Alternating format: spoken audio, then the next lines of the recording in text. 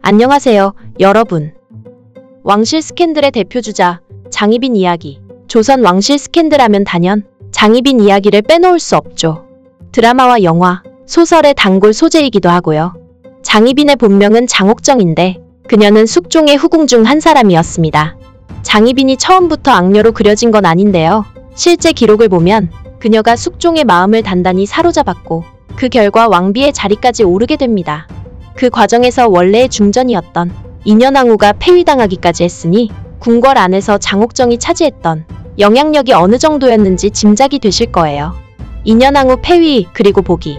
실록에 따르면 숙종은 인현왕후를 마음으로는 아꼈지만 여러 정치적 감정적 요인들이 겹치면서 결국 인현왕후를 폐위하고 장옥정을 왕비로 책봉하죠. 여기에는 남인서인의 치열한 당파 싸움이 얽혀 있었고 숙종 또한 정치적으로 어느 쪽에 힘을 실어주느냐에 따라 왕비를 교체하는 극단적인 조치를 취했습니다.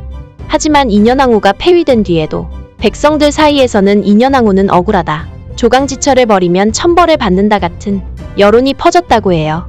실제로 숙종도 시간이 흐르면서 인현왕후에 대한 미안함과 장옥정에 대한 실망을 동시에 느끼게 됩니다. 그러다 결국 다시 인현왕후를 복위시키고 장옥정을 후궁으로 강등시켰어요. 장희빈의 죽음과 저주. 장희빈은 다시 후궁이 되었고 이후에도 여러 스캔들에 휘말리다가 사약을 받고 죽게 됩니다. 여기서 가장 유명한 것이 바로 인현왕후를 저주하기 위해 부적을 사용했다는 사건이죠. 실록에는 장희빈 측이 주술을 이용해서 인현왕후를 해치려 했다는 의혹이 기록되어 있는데 현대 학자들 사이에서는 당시 정치적 모략에 의해 과장된 것이 아니냐는 의견도 있어요. 어쨌든 대중의 머릿속에는 장희빈 이꼬르 주술을 쓴 악녀, 이런 이미지가 강하게 남아있습니다. 그러나 또 다른 관점으로 보면 장희빈도 정치 싸움의 희생양이었다는 해석도 있고요. 결국 그녀는 궁중 암투하면 빠질 수 없는 대표 아이콘이 되었습니다. 가난한 집안에서 태어났지만 한때는 중전마마가 되었고 다시 폐위되어 처형당하기까지 정말 파란만장한 삶이죠. 이 이야기가 조선 왕실 스캔들의 대표 격으로 남아있는 이유는 사랑, 권력, 정치가 모조리 얽혀있기 때문이겠죠? 패비 윤씨, 세조의 며느리 그리고 예종의 왕비, 비참한 왕비 윤씨의 사연. 조선 전기의 대표적인 스캔들 중 하나는 바로 패비 윤씨의 비극일 거예요. 패비 윤씨는 세조의 며느리이자 성종 세조의 손자의 어머니입니다. 그런데 여러 이유로 성종에게 미움을 사게 되고 결국 왕비 자리에서 쫓겨났을 뿐 아니라 나중에는 사약을 받게 되죠. 특히 왕의 얼굴에 상처를 냈다는 사건이 큰 문제였습니다. 성종과 크게 다툰 뒤에 윤씨가 성종을 할퀴었다는 것인데 왕의 용안에 상처를 냈다는 건 거의 대역죄에 준하는 일이었다고 해요. 당파 싸움과 시어머니 인수대비. 사실 이 사건 배경에는 인수대비 소해왕후의 영향도 크게 작용했다고 전해집니다. 인수대비는 세조의 며느리이자 성종의 할머니인데 궁중 내 권세가 엄청났죠. 패비 윤씨와 인수대비가 사이가 좋지 않았다는 기록이 많고 그 갈등이 결국 윤씨가 내쳐지는데 큰 역할을 했다는 거예요. 이 이야기만 들어도 와, 진짜 사극보다 더 사극 같다 싶지 않나요? 시댁 권력, 왕과의 불화 그리고 왕비가 된 후궁들이 서로 경쟁하고 이런 궁중 암투는 꼭 대본 짜놓은 것처럼 팽팽하게 흘러가요. 사후 복권과 반전. 패비 윤씨는 결국 사약을 받고 세상을 떠나지만 그녀가 남긴 아들인 연산군 이 왕위에 오르면서 한 차례 반전이 일어납니다. 연산군은 어머니가 억울하게 죽었다고 여겨 엄청난 복수극을 펼치죠. 이 과정에서 많은 신하들이 희생되고 궁중에서는 또 다른 스캔들이 이어지지만 그건 또 연산군 이야기로 넘어가야 하니까 잠시 후에 이어갈게요.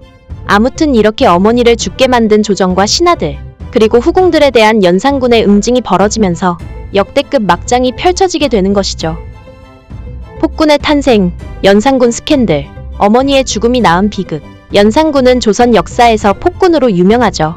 하지만 어렸을 때 어머니가 억울하게 사약을 받고 죽은 사건을 직접 겪은 뒤부터 트라우마를 가졌다는 분석이 많습니다.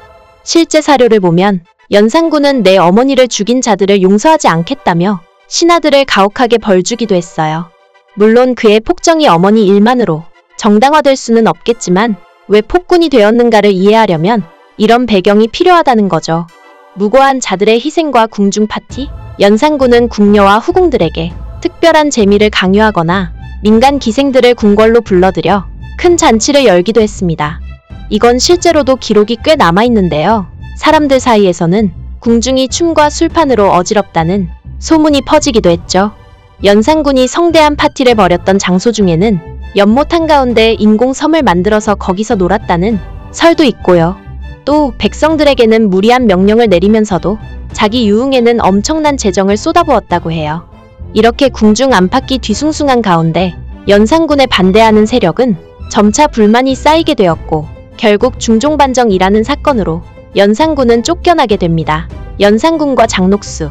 연산군 하면 떠오르는 또 다른 인물이 장녹수입니다. 장녹수는 궁중의 하급 무의 출신으로 연산군의 총애를 받으면서 급격하게 위세를 떨쳤죠. 장녹수는 연산군에게 아첨하며 수많은 물자를 자기 소나기에 넣고 백성들에게도 횡포를 부린 인물로 전해져요. 하지만 일부에서는 장녹수도 궁중 암투 속에서 살아남기 위해 어쩔 수 없었던 선택을 했을 것이라며 동정론을 펴기도 합니다. 결국 연산군이 쫓겨날 때 장녹수도 함께 처형당하게 되었으니 이것 역시 하나의 궁중 스캔들이라면 스캔들이겠죠.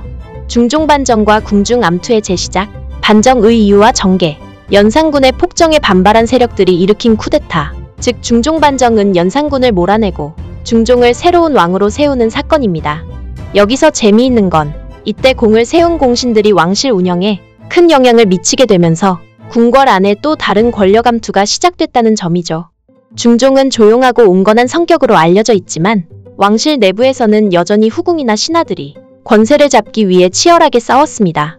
그중 대표적인 인물이 바로 문정왕후인데 그녀는 중종의 후궁이 아니라 중종 사후 왕위에 오른 인종 명종과 연관된 사람이죠. 문정왕후와 대윤, 소유 내대립. 조선 역사에서 종종 언급되는 대윤, 소윤 갈등이란 중종의 후궁 출신인 장경왕후 윤씨와 문정왕후 윤씨 두 가문 계파를 일컫는 말이기도 합니다. 이 두 사람이 모두 윤씨 성을 가졌다고 해서 대윤, 소윤으로 갈라졌어요.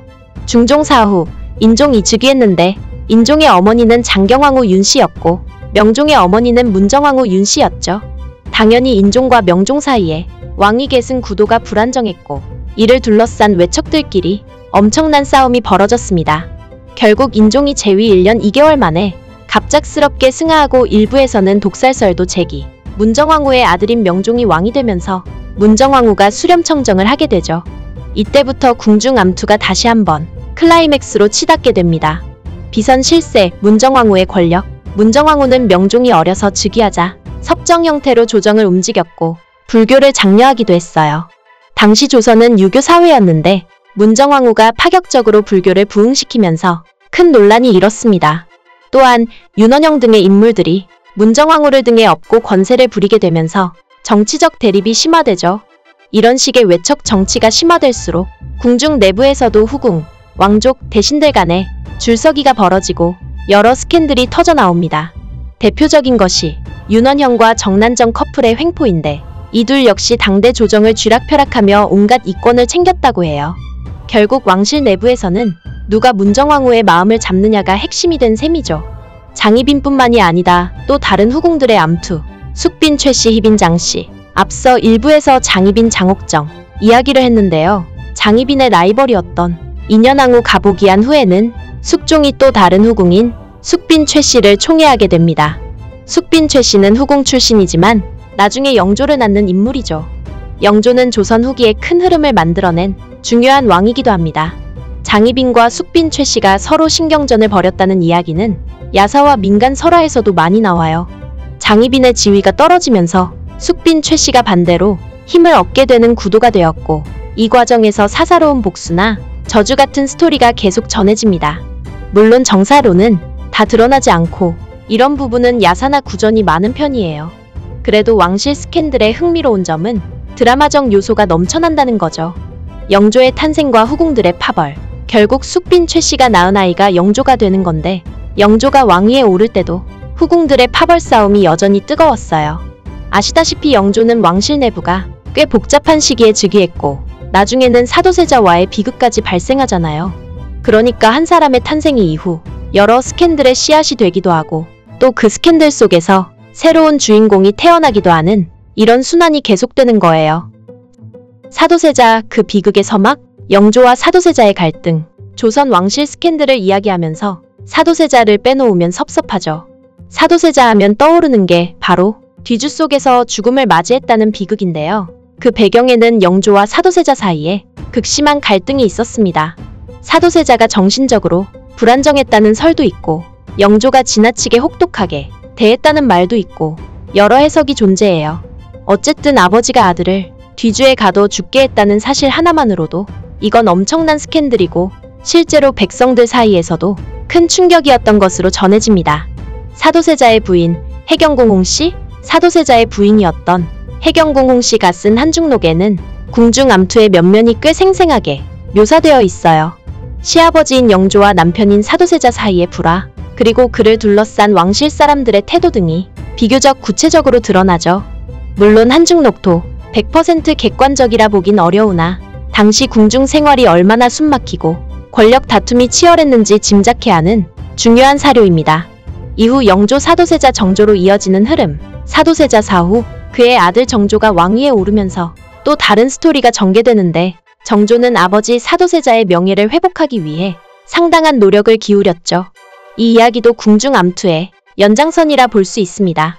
왜냐하면 정조가 왕이 된 이후에도 영조 시절과는 다른 정치 노선을 펼치려 하자 그를 반대하는 세력들과 갈등이 있었기 때문이죠. 결국 궁중의 스캔들이나 암투라는 게 한 시대에 머무르지 않고 대대손손 이어지면서 조선 왕실사를 관통하는 중요한 흐름을 형성하고 있는 셈이에요. 경종 독살설과 영조 즉위, 경종과 영조, 형제 간의 미스터리, 이번에는 조금 시점을 거슬러 올라가서 경종 숙종의 아들과 영조 사이에 벌어진 소문을 살펴볼게요. 경종이 재위 4년 만에 갑작스럽게 승하하고 그 뒤를 영조가 이었는데 경종의 죽음에 대해 여러 독살설이 퍼졌습니다. 영조가 형을 독살하고 왕위에 올랐다는 루머까지 돌았죠. 물론 정사에서 명확하게 영조가 경종을 독살했다라고 결론 내린 건 아니지만 당파 사이에서는 이걸 두고 서로 흑색선전을 하기도 하고 민간에서도 오랫동안 미스터리로 남았습니다. 신체 검증 사건, 당시 경종 시신의 거만을 두고도 말이 많았어요.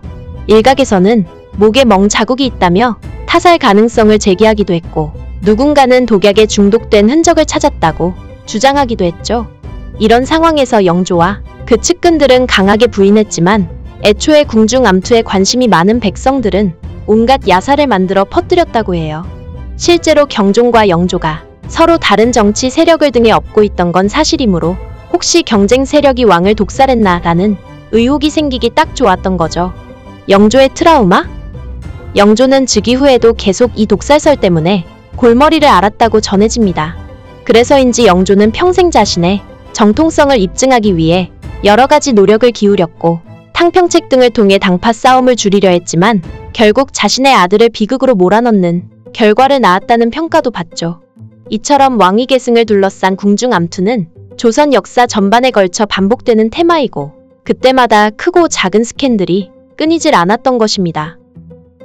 오늘 영상이 유익하고 재미있으셨다면 좋아요와 구독 버튼 부탁드립니다.